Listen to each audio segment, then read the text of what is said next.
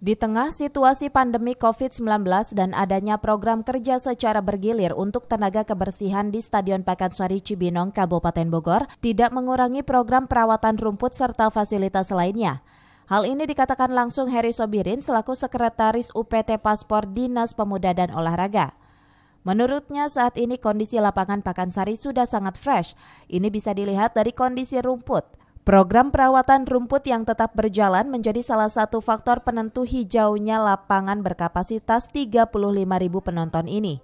Heri juga menjelaskan pada masa pandemi COVID-19 ini Stadion Pakansari belum bisa digunakan untuk kegiatan apapun yang mengundang kerumunan orang banyak sampai dengan batas waktu yang belum bisa ditentukan.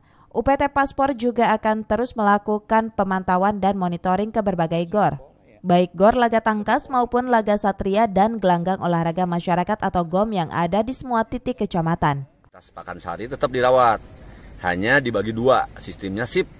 Jadi ada 68 petugas kebersihan itu 34 satu hari, yang 34 libur dan berikutnya masuk lagi yang selanjutnya.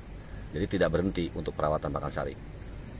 Setiap hari untuk rumput setiap hari. Semua fasilitas setiap hari tetap dilakukan, hanya jumlah orangnya petugasnya saja yang berkurang. Ya kita belum bisa menentukan, tergantung kebijakan dari pemerintah pusat.